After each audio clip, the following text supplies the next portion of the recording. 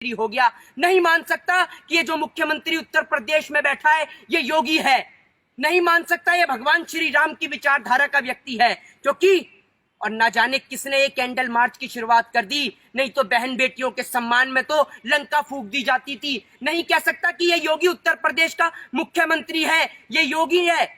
योगी नहीं हो सकता, क्योंकि राम को मानने वाले लोग लंका तक कूच कर रावण का विनाश कर देते हैं। और ऐसे राम मंदिर को बनाने से क्या फायदा जिस देश की सीता सुरक्षित और महफूज ना हो। आज सीता के ऊपर जो कांड हो रहे हैं, सरेआम बहन बेटियों के साथ बलात्कार हो रहे हैं, और मुख्यमंत्री 25 लाख रुपए में कीमत लगा रहा है? रातों रात एक टीम का गठन किया जाता है जिसको नाम दिया जाता है STI।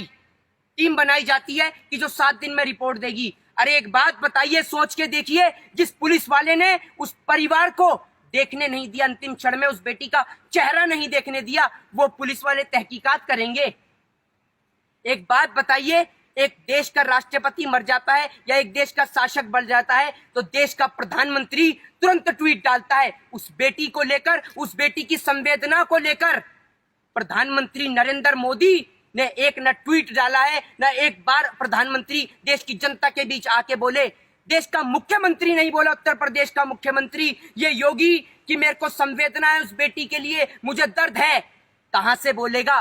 क्योंकि इनके घर में, खुद के घर में इनके बेटियां नहीं है, ये खुद बेऔलाद हैं। सरकार चलाने वाले ये बेऔलाद हैं। और आज मुख्यमंत्री को कहूंगा, उत्तर प्रदेश के मुख्यमंत्री योगी आदित्यनाथ जी, ये चूड़ियां पहन के बैठ जाइए, और आपको कहीं से सूट सलवार और साड़ी मिल जाए तो वो सूट सलवार साड़ी पहन के हाथों में ये चूड़ियां पहनकर घर के अंदर छुप कर बैठ जाइए कोने में। क्योंकि आप जैसा मुख्यमंत्री जो देश की हिफाजत नहीं कर सकता, वो मुख्यमंत्री कहलाने के लायक नहीं है। और आप जैसे लोग कभी श्री राम के वंशज नहीं हो सकते, क्योंकि श्री राम वो थे जिन्होंने प्रजा के खातिर अपनी गर्भवती पत्नी को त्याग दिया था।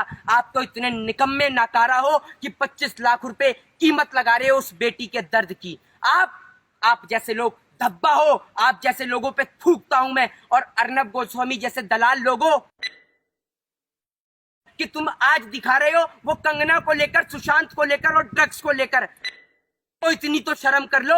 उस बेटी की मां तड़प रही है सड़क पर, एक बार आकर तो पूछ लो कि मां तेरे साथ क्या घटना हुई है, तेरी बेटी के साथ क्या हुआ। कम से कम इंसाफ के लिए आवाज तो उठा लो, वरना ऐसे चैनलों को बंद करके बैठ जा। अगर हम जैसे लोगों का बस चलता है ना, तो ऐसे बलात्कार करने वाले लोगों को बीच चौराहे पे गोली मार दी जाती। आज एक बात बताइए, आज कहना चाहता हूं बाबा साहब भीमराव अंबेडकर से भी, कि काश आपने देश के संविधान के अंदर एक ऐसा प्रावधान बनाया होता कि बलात्कार करने वाले आरोपियों के लिए ना कोई कोर्ट होता, ना कोई जज होता, ना कोई पुलिस होती, ना कोई CBI होती, ना कोई ED होती। सिर्फ एक ही सजा होती, वो होती बीच चौराहे पे गर्दन सर से अलग कर दी जाए, धड़ से अलग कर दिया जाए सर को। ये सजा होनी चाहिए थी। आज एक घटना के बाद दूसरी घटना, दूसरी घटना के बाद तीसरी घटना।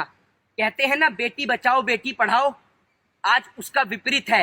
बेटी को जलाओ और अपराधी को बचाओ। यह है आज उत्तर प्रदेश के मुख्यमंत्री का असली चेहरा, जो आज लोगों के सामने देखने को मिल रहा है। अरे नामर्दो, नपुंसको, कम से कम अब तो अपने बच्चों की, अपनी बहन बेटियों के बारे में सोचो। आज समझ में आता है कि इस देश के अंदर ऐसी औरतों की कोई जरूरत नहीं है। इस देश के अंदर ऐसी औरतों की कोई जरूरत नहीं है, स्मृति ईरानी जैसी औरतों की कोई जरूरत नहीं है, जिनको आप जैसी बहन बेटियां संसद बनाकर संसद तक भेजती हैं।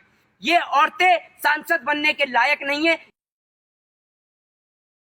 कि एक महिला होकर एक बेटी के दर्द के लिए आवाज नहीं उठा रही। अगर आज स्मृति ईरानी जी, अगर आपके अंदर इतनी सी भी इंसानियत बाकी है तो आज बैठो संसद के बाहर धरने पर, निकलो अपने घर और मकानों से, और इन बेशरम बेहया, इन बलात्कारियों को फांसी की सजा की मांग करो। पुलिस वाला सीधे मुंह बात नहीं करता। अरे आप हिंदू धर्म की बात करते हैं, हिंदू धर्म में कभी भी रात के वक्त किसी का अंतिम संस्कार नहीं होता, और ये रातों को अंतिम संस्कार कर देते हैं। अरे दलालो भड़वो, कम से कम थोड़ी तो इंसानियत अगर तुम्हारे अंदर बाकी है, और अगर अभी भी तुम्हारे दिल के अंदर इतनी सी भी इंसानियत अगर बाकी है, तो उस बेटी बहन के लिए आवाज उठाओ। क्या उत्तर प्रदेश का यही मुख्यमंत्री योगी आदित्यनाथ जब भी यही कहता, अगर ये बलात्कार किसी नेता की बेटी के साथ होता तो क्या मुख्यमंत्री ये कहता कि मैं 25 लाख दूंगा? अरे 25 लाख देश की जनता आपको देगी। आप उन बलात्कारियों को फांसी देके दिखाओ, अगर माँ का दूध पिया है तो। 25 क्या 50 लाख देगी देश की जनता आपको। आप फांसी तो देकर दिखाओ उनको। है आप में दम फांसी देने का? है आपके कानून में दम? अगर आपके कानून में इतना दम होता ना, आपके अंदर फांसी देने का इतना दम होता, तो आज आपका कुलदीप सिंह सेंगर, चिन्मयानंद, नित्यानंद जैसे बलात्कारी आज जेल के अंदर बैठ के जेल की रोटियां नहीं खा रहे होते, बल्कि फांसी के तख्ते पे झूल गए होते।